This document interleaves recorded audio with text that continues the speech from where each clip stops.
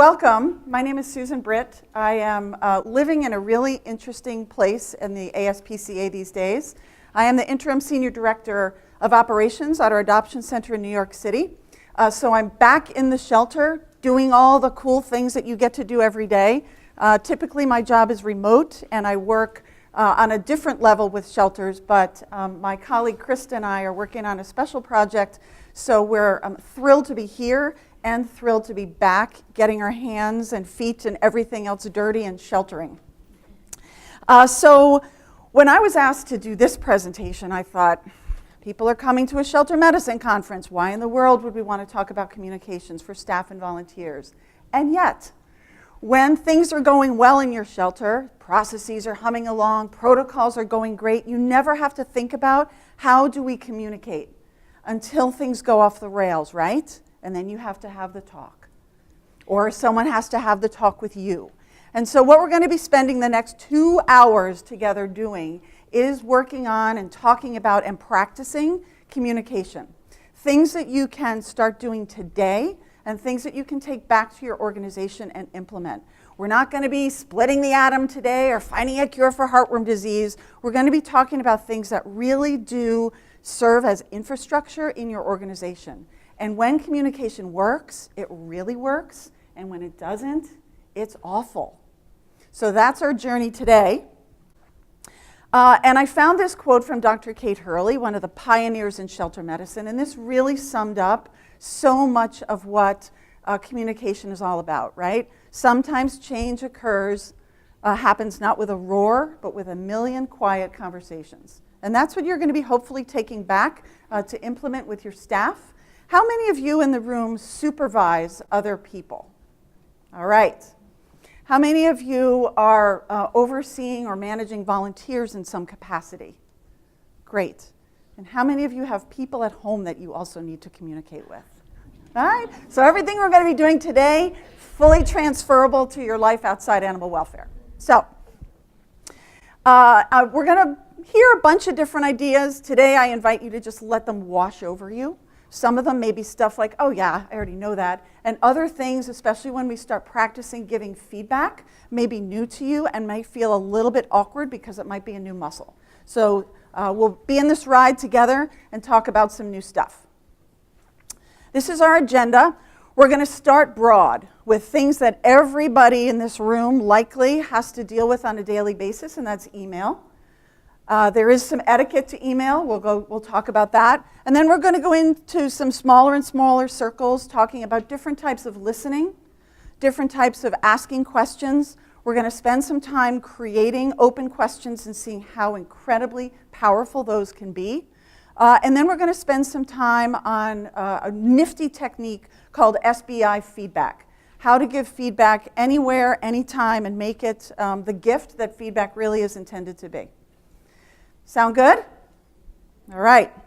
So we're going to start out with something really easy from Amy Mills, who's just an incredible pioneer in delivering extraordinary customer service, and it's called the 10-4 rule. You can do it today in this building when you leave and go to lunch, and it makes everything better.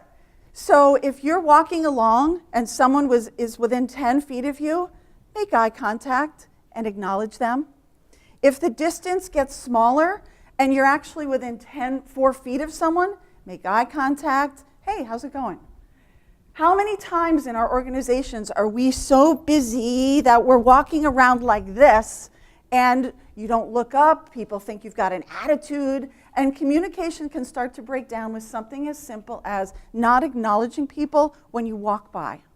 The 10-4 rule makes everything better. Try it today.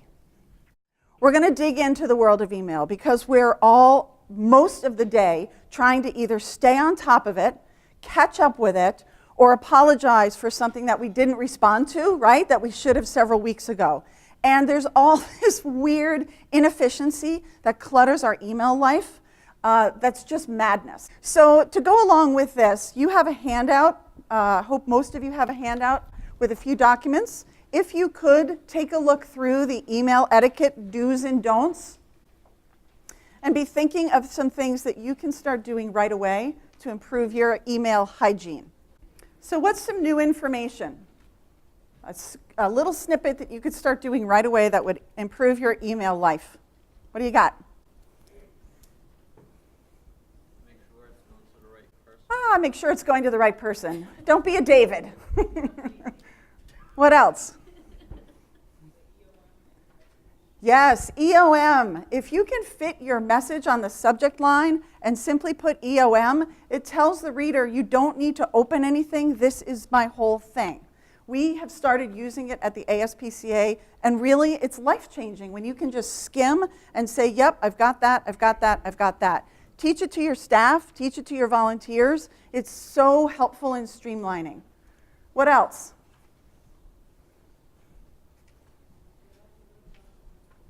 Yes, get up, leave your chair, and actually walk over to the person's office or pick up the phone if you can't solve something via email within 3 exchanges. At the ASPCA, our department head, Julie Morris, was adamant about not having string after string after string of sometimes confidential or sensitive information duked out over email. So don't be reluctant to pick up the phone if you're stuck in an email cyclone. Or better yet, get up and walk over to somebody else's office. One more? Don't shout. All caps means I'm shouting.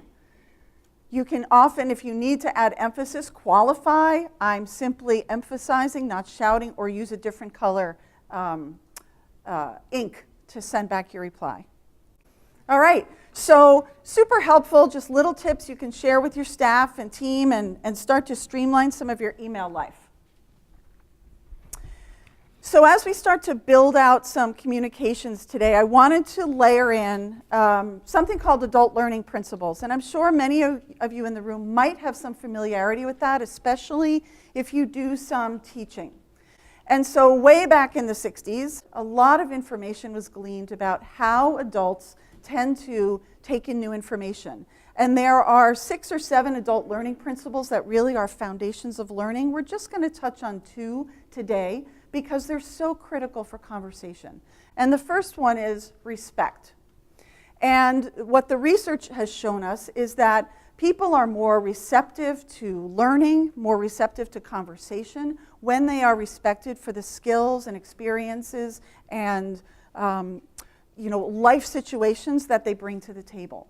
So if you're sitting down across the table with a staff member or a volunteer or an adopter or a client, treating them with that respect for what do they bring to this conversation facilitates a lot more back and forth than us kind of sitting down and thinking we have all of the information and they're just really there to fill the chair in front of us.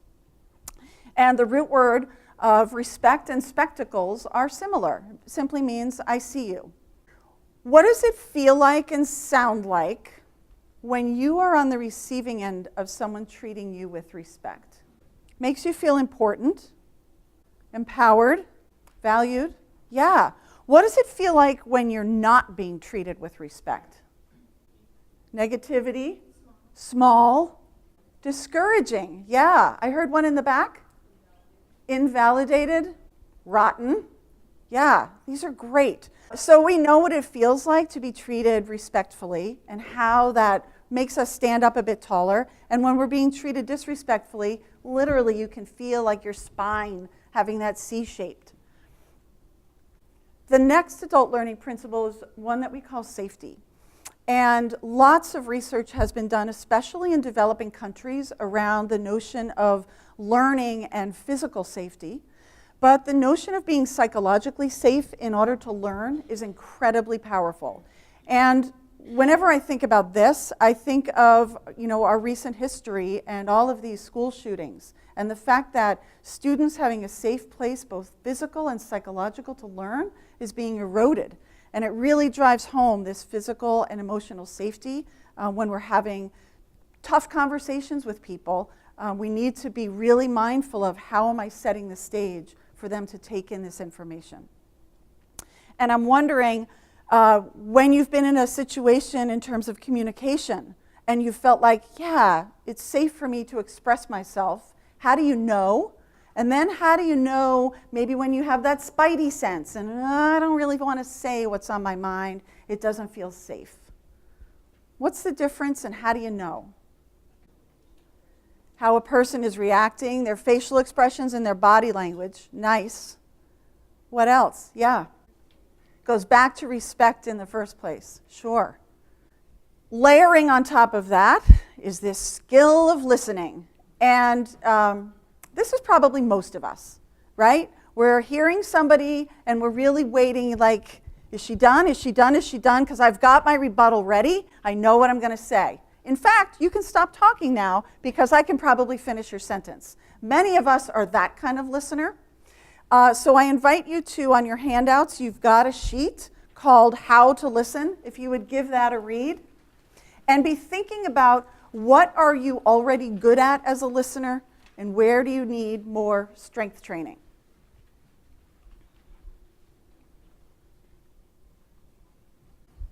Where are some places that you feel, yeah, I'm really rocking the listening thing? Yeah. Don't interrupt. Good for you. What else? Where are you good? Observing nonverbal behavior. Great. We have a lot of folks who are in this room skilled at reading dog and cat body language. Reading the person across from us, incredibly important skill. What else are you good at? Rephrasing. Nice. Being in the other person's shoes, empathy, nice. Look at them and be interested. Yep.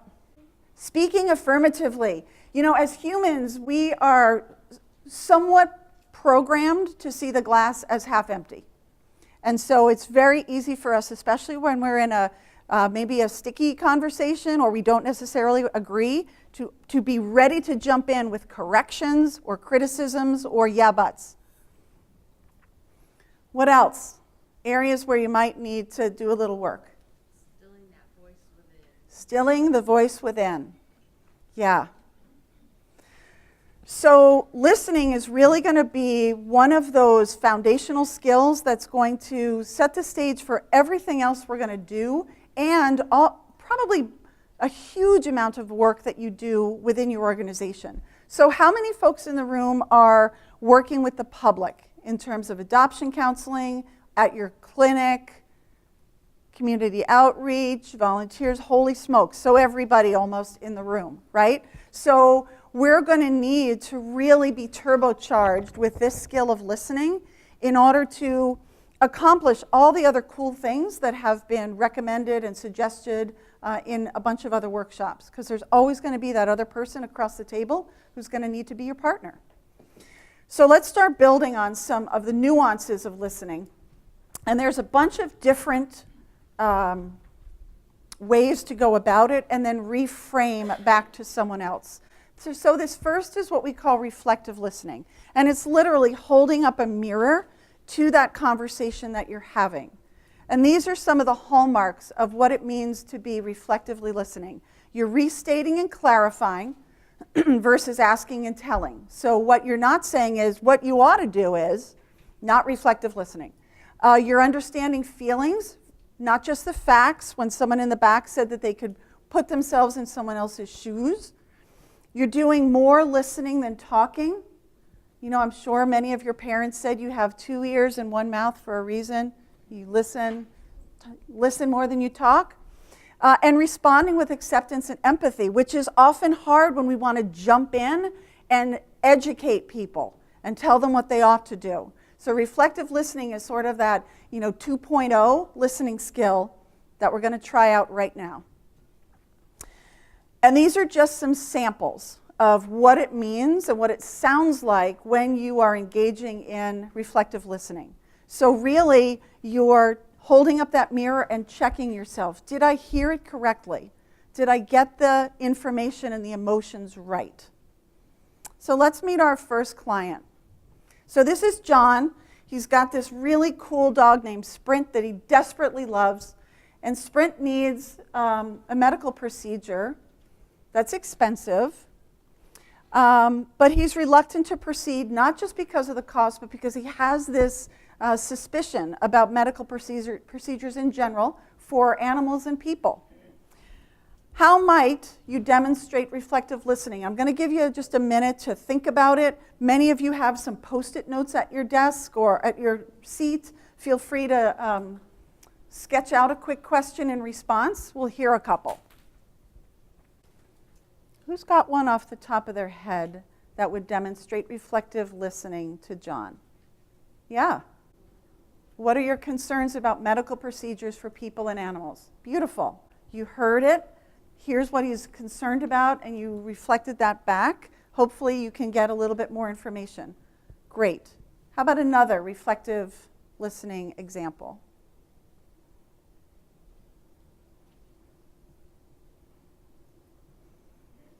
Yeah. Is there anything that would make you more comfortable about the procedure? Did I hear that right? Great. Yeah, give them a chance to say yes, no, or here it is. Super. What else? Yeah. What do you feel is a better alternative? Nice. So let's go back and check ourselves. Yeah, hey, I can understand those concerns. Great. So really, we're just validating and making sure that we are getting the right information. So like this last question, your cat isn't eating or drinking. What else? What else is one of the most powerful questions you can ask? And when you ask it, stop talking. Giving people the space to say, well, actually, here's what else. I was recently having a one-on-one check-in conversation with one of my team members, and I just kind of got this feeling that there was something else. And so I asked it, what else? Stop talking. And she delivered this incredible bomb of personal information that was really wonderful and joyful, but she was reluctant to I don't know if this fits in our one-on-one check-in meeting. And so giving people the space by saying what else oftentimes allows people to really say, well, there is this thing that I want to tell you about. Good? All right. So the other type of statements that also demonstrate great listening are empathic statements. And these show that you care. Some examples. If I were in your position, I'd feel just the way you do. I'd be asking the same questions, or what would be the best case scenario for you? And sometimes, hey, give me just a minute while I work this out for you. It shows people that I'm on it, I'm working on your behalf. Sometimes some really skilled retail folks or folks in the airline industry are going to be like, hold on a second, I get it, I see you're upset, I'm going to work on this. So let's look at our next situation. And this is an employee, for those of you who are supervisors. A new employee is trying to balance caring for an aging parent with her new job. She's punched in late several times and has asked for time off that she hasn't yet accrued. You know you must address this issue quickly because other staff members are starting to notice. How will you demonstrate empathic statements in this situation? Give you a minute to noodle on that. So how might we work through this situation with our employee? Yeah. Yeah, could you ask what the situation is with the family member without getting too personal, but just to help you have more context? Great. Anything else? Maybe explain a time where you had to care for a family member, kind of bring yourself on that same level. Sure. Explain a time or share a time when you've been in a similar situation so that you can maybe even that playing field a little bit so it doesn't feel quite so she's out there all by herself. Nice. Mm-hmm. Express that you understand that she cares also about very much her job. Ah, beautiful. Explain that you're seeing that she cares for this family member and she's also really invested in this job and cares about that. Yeah. And, you know, these are one of those situations that we're going to have to deal with more and more in the workplace, helping our staff and volunteers figure out work-life balance as many of us get into that sandwich generation, right? Where we've got our parents who are aging and our children to take care of. So making sure that you have some of these empathic listening and reflective listening skills in your back pocket will really come in handy as a manager. So we've got some reflective listening skills. We're good empathic statement builders. Now we're going to layer on a little bit of reading human body language in this pretty nifty sort of subsection of human communication called micro-expressions. And there's 7 of them. And as you are talking with someone, you probably recognize, without even knowing it, micro-expressions going across people's faces. And so many of you are working with the public that having a handle on, oh wait, she said this, but I just saw a smirk of disgust. That's a problem. And putting those together to really understand what people are saying. So micro-expressions, because they're so subtle, are often seen most when people are in high-stakes situations where they have something to gain or lose. What might some of those situations be in our field? What's that?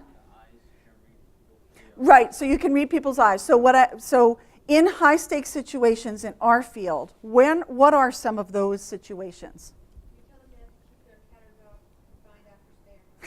When you tell them they have to keep their cat or dog confined after spay or neuter, right? What are some other high-stakes situations, conversations that you're having? When they may need surgery. In adoptions, yes. When you have a wait list to come into your facility, yes. Getting your pet spayed or neutered. Owner surrender. So we're living in the world of high-stakes outcomes, right? And then if you think about your employees, am I going to get a raise? Am I going to keep my job? Am I going to get that promotion? So being able to read micro-expressions, really, really critical, and it's pretty fun. So let me go here and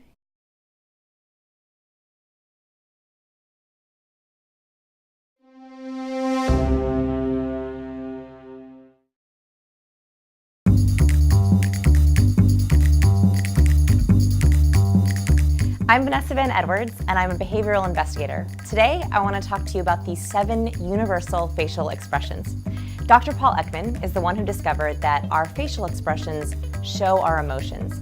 And he discovered that across genders, across races, across cultures, there are 7 universal facial expressions. I think that when you read these facial expressions, you can discover and detect the hidden emotions under the words. So you ready to learn them?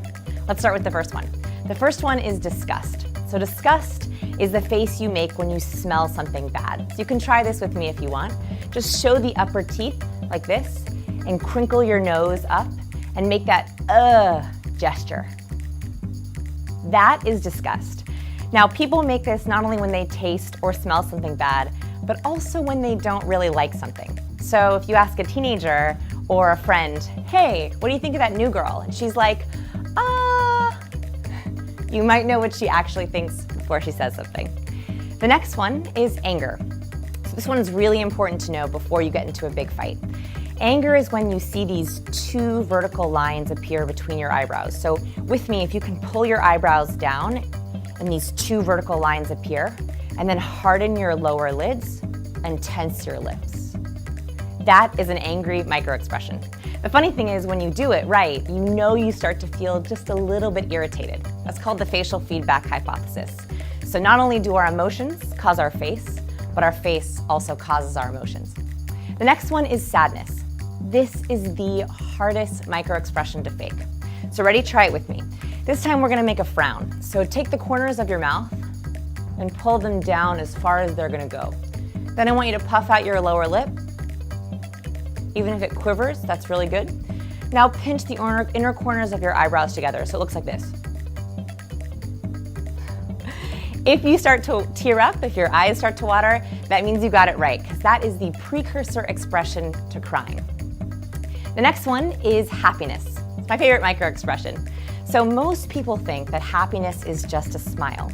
But actually, the only true indicator of happiness is when these upper cheek muscles are engaged. And only 1 in 10 people can consciously activate those muscles. So what I want you to do is make a smile, and then I want you to go as far up your face as you possibly can, so you get these nice apples in your cheeks. If you really want to feel it, you can put a pencil in between your teeth and spread your cheeks as wide as possible. It looks like this. That's that nice engagement. You'll know a fake expression, a fake happiness expression, if someone goes, "Yeah, I'm so happy for you," but that smile never quite reaches their eyes. The next expression is fear. So fear is what we do when we're trying to protect ourselves. So let's say that you're hiking in Forest Park and you see a snake. Your eyelids and your eyebrows jump out of the way so you can take in as much as you possibly can. So you open your eyes really wide, you open your eyebrows, and then you go, that is the fear expression. So when you hold that fear expression, you're able to take in oxygen in case you have to fight or flight, and see your environment around you. So if you pull your eyebrows up and widen your eyes, you'll actually begin to feel a little bit anxious. The really close micro expression to fear is surprise. Surprise is a little bit different though. You raise your eyebrows as far up your forehead as you can, and then you drop your mouth open. It's the longest of the micro expressions. So it looks like this. So watch the difference. Fear has flat eyebrows, whereas surprise has upside down U's. Watch, this is surprise, and this is fear. That's really important for parents if you're asking someone, did you know about that incident at school? The difference between no and no is a very, very different set of questions. The last one is contempt, and I think this is the most powerful of the micro expressions. It is simply a one-sided mouth raise. Looks like a smirk. Either side of the mouth, any kind of asymmetry means disdain, pessimism, or hatred, and it's the one you really want to watch out for. So if anyone says something positive along with that smirk, you know you have something to watch out for. Here's a little test for you. Now I want to see if you can guess which micro expression I'm doing. Are you ready?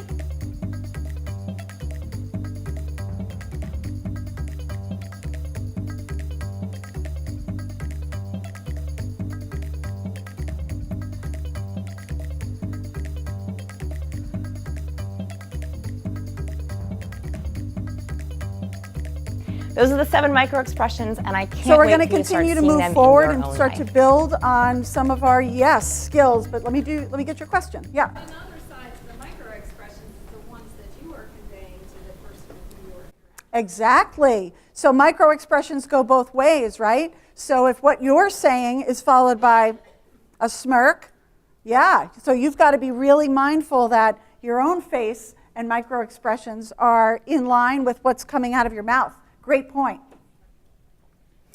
So we're going to move on and start to build some more skills that you can take back and use in your real life and your work life, and that revolves around the art of creating open questions. And if any of you were just in Jocelyn Kessler's presentation, she shared some really great situations when open questions would be used in a veterinary practice or a veterinary situation when not so good news might have to be delivered. So this is, I think, one of the most fun communication skills, but also it's a little hard when you're first building that muscle memory because it feels like, oh, these questions are hard to think about. So I'm going to give you a moment just to look at that slide and then we'll walk through.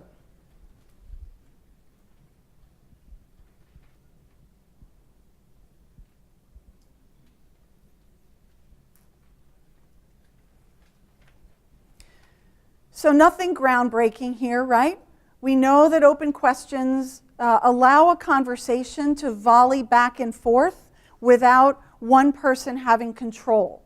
And the person who tends to have control of a conversation is the person who's asking most of the questions. So in order to even the playing field, asking open questions makes it more of a partnership. When we're working with adopters or clients in your clinic or a new employee, one of the hallmarks of a great question asker is that person who gets their most relevant questions answered first. So for those of you who conduct adoptions, what's one of the most prevalent questions a new adopter is going to ask you at that time of taking their new animal home? What do you hear the most? What's that? Yeah, so they're already taking their animal home. What do they tend to ask you the most? What do you guys hear? Are they house trained? Can I bring it back if it doesn't work? What else do you hear most? Yeah, great. What is the first thing I should do when I bring my animal home? So if you know that those are the questions you get asked the most, be sure that you're front-loading those to say, hey, when you take your new puppy home, what are the burning questions you want me to get to first? And do those first before you launch into your lecturette of all the things that a new adopter needs to do and know and comply with. So answering most relevant questions first shows that you're listening, shows that you are empathic, and shows that you are ready to engage in a two-way conversation. So some examples of open questions, and these can be applicable in a whole bunch of different situations. So how are things going with this new project? Give someone a chance to answer. What part of these instructions sound unclear? Or, hey, these meds are given twice daily. How will that work with your schedule? So open questions really leave it open to what the response is going to be. Good so far? She asked with a closed question. So let's take a look at closed questions. Skim this slide and then we'll dig in. So there's definitely a time and place for closed questions, right? Oftentimes, if we're needing to gather a medical history or we're getting some financial information, we are going to ask a series of closed questions. And you can soften it by saying, I'm about to ask you a list of a number of questions, and here's why. However, in other situations, closed questions can often shut down a conversation where you get that one or two answer response, and then the conversation kind of dead ends. So for example, one of our all-time favorites from the days back in Wayback Machine of adoptions, is your yard fenced? Ooh, that was always a big question. Does your cat go outside? Do you have any questions? Or, you know what I mean, right? Doesn't really give the person on the other side of the conversation an opportunity to participate. And the person who's usually asking these kinds of questions is controlling the conversation. So if you find yourself asking a barrage of questions to a member of the public or a member of your staff or one of your volunteers, see if you can pull up and figure out, what am I trying to accomplish here? Am I building some sort of a medical case, or am I not necessarily being a very good conversational partner? So we're going to put this into action. And around the room, Krista and I are going to unveil a series of scenarios where we're going to ask you to create open questions that will keep the conversation going. So let us go through the scenarios so that you can kind of be thinking, and then I'll give the instructions. So here's our first one. A new volunteer started out enthusiastically doing great work with cats. He's just told you he's leaving because it's not what he'd hoped for. So that's one. Krista, what do you have over there? Medications. Walter has just been adopted. Yay!